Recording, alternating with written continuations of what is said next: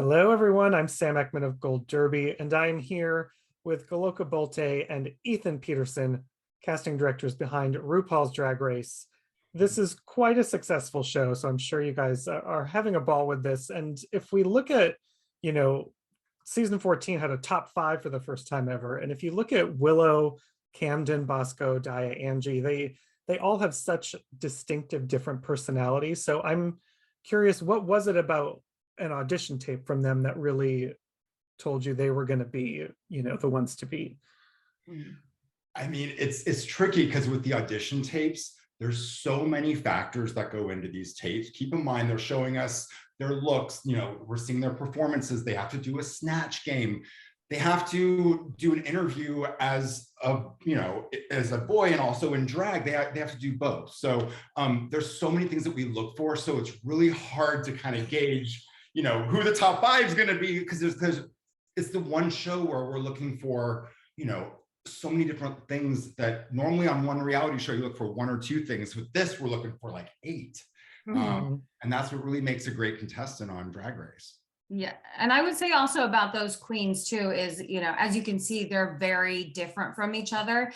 They really showed in their tapes, like their unique style, their unique point of view. They have like very developed, well-rounded characters, very specific talents.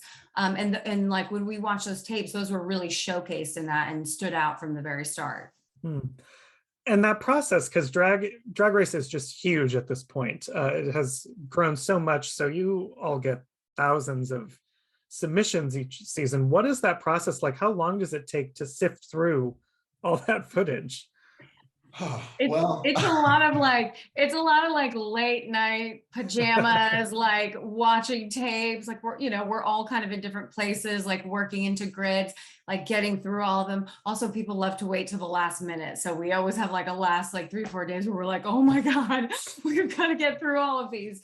But we kind of go through, the queens make this incredible audition tape that shows off like this, all the different facets of their talent. And we go through with an eye for unique points of views, like things we haven't seen before, unique kind of skills, talents, something that, we hope will be, kind of fun and exciting and fresh and new on the season that we're casting for. And then we're also looking for those authentic voices, queens who really know who they are and, bring something fresh and new to the table. Well, speaking of how, it's so popular right now and has grown so much. So I would like, do the audition tapes start to skew towards people doing the same thing? Are there other things that contestants or potential contestants should avoid that you start seeing over and over again at this point? Well, what's funny is what we always tell the queens, we want to see stuff in the audition tapes that we haven't seen before. The beauty of auditioning for our show is we go back and watch the old tapes, and because we want to see the queens progress. We want to see, drag has changed so much in the past, 10, 15 years because of the show. And it's really great to see how, the drag queens, how they might interpret something they've seen on the show or in a club and how they kind of make it their own and put their own spin on it. We love seeing that. It's kind of like they've reinvented their drag as they go. So, for us as casting directors, it's nice to see the growth of the potential contestants, and also, obviously the stories of them. And I want to say this, that, this season 14 was a season that we cast in the height of the pandemic. So the stories that we heard were, we heard the stories of them coming out and what it was like as a drag queen, but we also heard, what it was like for them in the pandemic. And that really made this casting process of season 14 so unique and different. Yeah. Well, speaking of coming out, I mean, you had Carrie Colby, who was already living openly as a trans woman, but then a record number of queens either came out as trans during the process or directly following the show. What is it like seeing people just become even more, comfortable and open with themselves from when you chose them? I think we're incredibly proud of the fact that season 14 was so trans inclusive, and that the show is giving people a platform, and the fans as well. The people who watch the show and interact with the queens online are like really giving them this incredible support base. We're incredibly proud of that. And it's, the show is rewarding on so many levels, but anything that we can do to help promote acceptance, love, inclusivity, all of it is incredible. Is there anything, are you ever surprised by what someone brings to the table? Like, or is it sometimes like a complete 180 from, or contrast what they gave you in a casting process? It's like sometimes we're like, oh, this person is absolutely going to crush it, and then you get a dark horse coming from behind who's absolutely amazing. Look at our season 14 winner, Willow. Willow did a fantastic tape, but continued to surprise me on every episode with the creativity and this like absolutely bizarre brilliance that she brought to the table. And keep in mind, Willow was something we really never saw before. And that's what's so great about the show. Every season is so different because of the queens that are cast on the show. And Willow definitely brought something that the Drag Race franchise has never seen. And now she's our reigning queen. Nobody expected the spaghetti and meatballs and toaster in the bathtub moment. Like, we were all collectively like, what? And this is amazing. I was curious about Willow because she was a strategist. She knew how to, keep her cards close to the chest. So what was her tape like? What made you fall in love with her? Because I imagine so much of it wasn't in there. With Willow in particular, it was her story. That's what really hit home for me. You know, this is somebody that has a story to tell of, you know, beating the odds and coming out on top. And I think for where the world is right now, that's so important to kind of see that on such a big stage like RuPaul's Drag Race. Like that was something that really hit home for me personally. Mm. And sometimes, you know, because drag is this, you know, a very close-knit industry in a lot of places. And some seasons there's queens who know each other outside of, you know, Drag Race. Other times you don't really have that, you know, like I know I'm from New York, so I know all the New York queens before they get on. And we had Jasmine this season as the only one from New York, but then you have some seasons where there might be Jackie Cox and Britta. And so what's the thought process behind that? When do you decide, do we want this dynamic of people who might know each other versus not? It's actually not really intentional. Like we're looking at who submitted a great tape. We're looking, you know, it's a puzzle piece every year. We want the show to really, we always want to showcase different styles of drag, you know, all ages, shapes, you know, gender identity, you know, and different creative styles and backstories, of course. So we don't come in like intending to have like a big block of queens from New York. It just happens. It's happened a couple times, but it's definitely not intentional. They just happened to do really amazing tapes that year and all ended up on the show together. Well, I can tell you the New Yorkers always appreciate it when you go to a viewing at a bar and you see all the excitement there. Yeah. But we want to make sure that the whole country is represented as well. But you know, it's like it's complicated. You know, it's sometimes we get a really, you know, big cities tend to have bigger drag scenes. So it's, you know, it just happens, but we want those amazing small town stories and the underdogs and the people that, you know, have only performed, you know, they might have only performed in a club, a few times because there aren't that many opportunities, but they're so talented and they've been practicing in their bedroom and they're ready to kind of break out onto the international stage.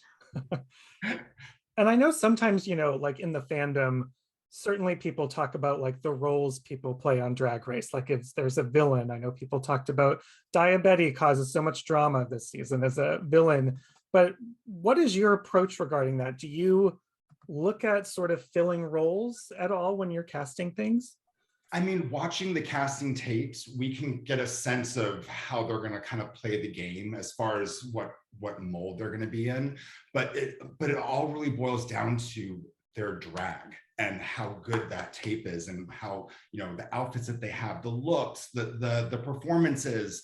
That's the main stuff that we really look for. And here's the thing, they're drag queens. They're all kind of like, you know, they got a little sass, and that's part of the magic of RuPaul's Drag Race right there. You know, I think we cast them for their charisma, uniqueness, nerve, and talent, and they cast themselves as the villain. You mean drag queens have attitudes and sass? What? I can't believe it. Oh. Am I the villain? Am I the drama? What? And so it must be hard to, like, I would imagine if I was in your shoes, it must be hard to like not start rooting for someone and falling in love with someone right from the get-go. Do you immediately have like kind of favorites that you're secretly crossing your fingers for? The whole cast are favorites. No, it's really hard.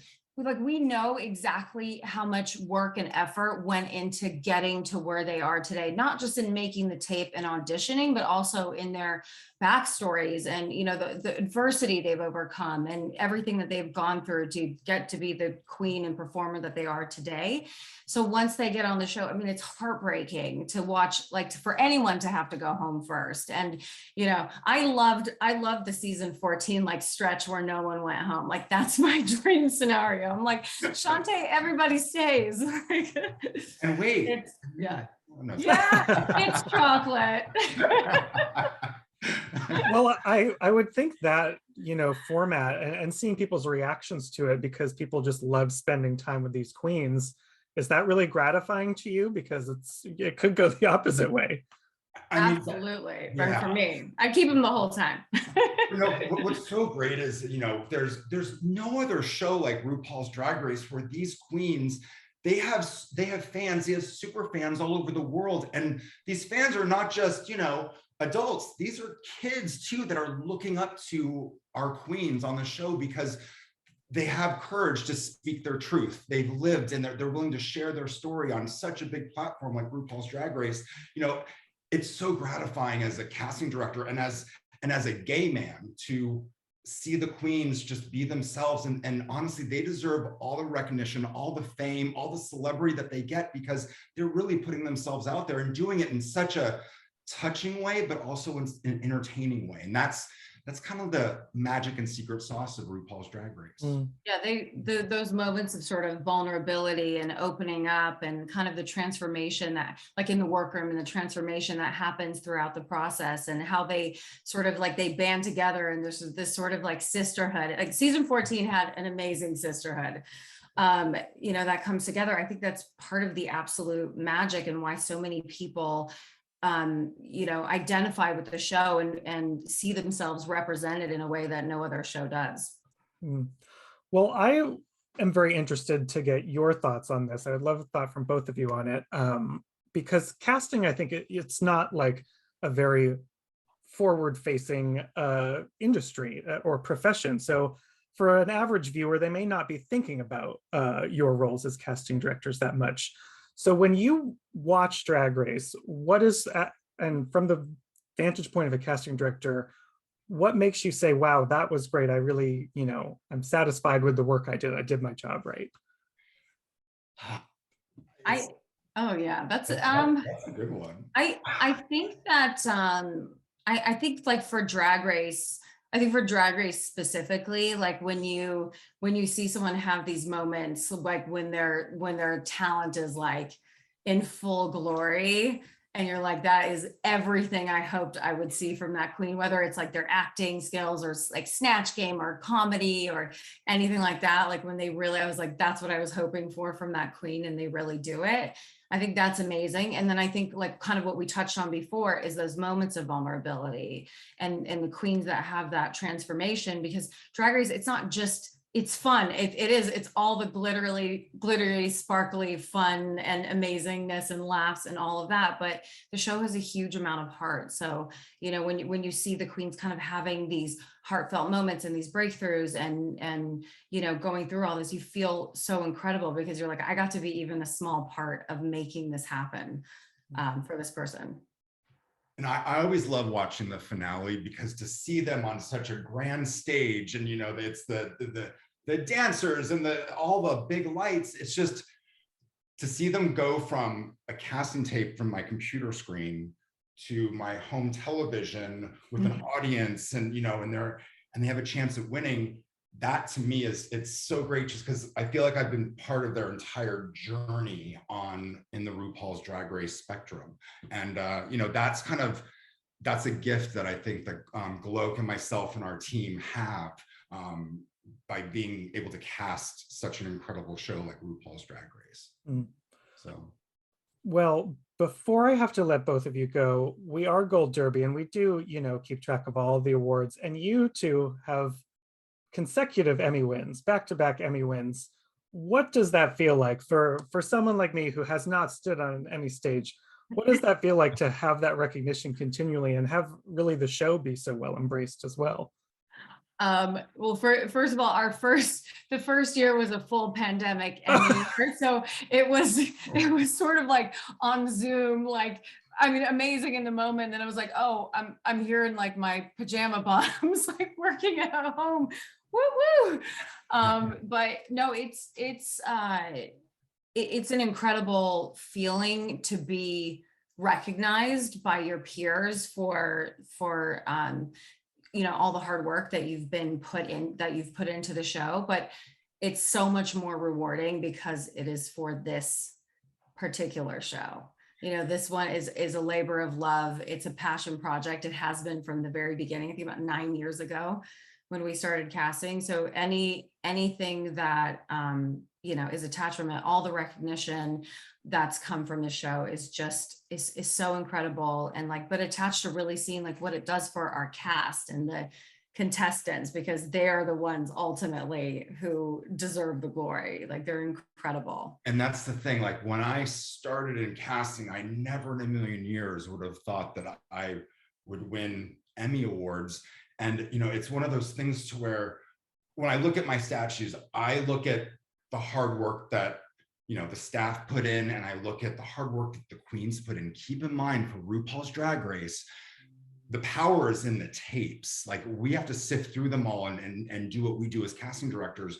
But these queens, they have to be so creative, and they have to do it in their own space, with their own funds and their own looks. So, for me, I look at the Emmy Awards, and I'm very grateful for our team and the queens, because they're the ones that really made it happen for us. And the first year that they created the category, Ethan and I were like, said to each other, we're like, wow, that's so cool that there's finally an Emmy category for reality TV casting. And we're like, someday it'll happen for us. And then the first year we got nominated, we were completely gobsmacked. Yeah, it's great that they recognize so many disciplines. Well, Ethan, Goloka, thank you so much for sitting down to discuss some Drag Race with me. Everyone who's out there watching, be sure to keep with Gold Derby for the rest of this season. And thank you both once again. Thank you. Thank you so much for having us.